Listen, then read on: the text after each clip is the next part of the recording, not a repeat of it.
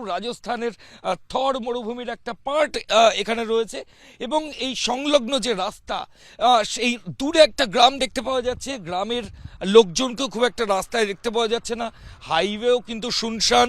এবং এখানে যেটা দেখা যায় যে এগুলো অত্যন্ত সেন্সিটিভ জোন এবং এখানে কাছে ইন্টারন্যাশনাল বর্ডার বলে এখানে মরুভূমির বিভিন্ন জায়গা দেখো এই ধরনের ফেন্সিং দেওয়া থাকে যাতে পাবলিক সাধারণ মানুষ তারা ভেতরে ঢুকতে না পারে।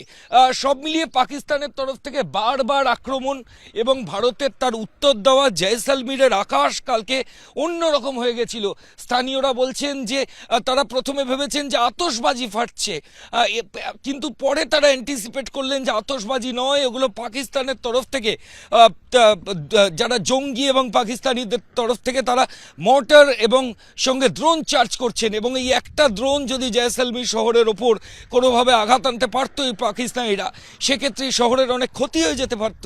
সেই অ্যাপ্রিহেনশনের জায়গা থেকেই বাইরের লোকের প্রতি স্ক্রিনিং, এয়ারপোর্টে বাড়তি নজরদারি, রাস্তার ওপর নাকা চেকিং পুলিশের, বাইরের গাড়ি ভিন রাজ্যের গাড়ি দেখলে তাদেরকে জিজ্ঞাসাবাদ করা, এমনকি এই চত্বরের যারা বাসিন্দা তাদের যে রোজকার ফ্রিকোয়েন্সি বা যাতায়াত সেটাও অন্যান্য দিনের তুলনায় কম।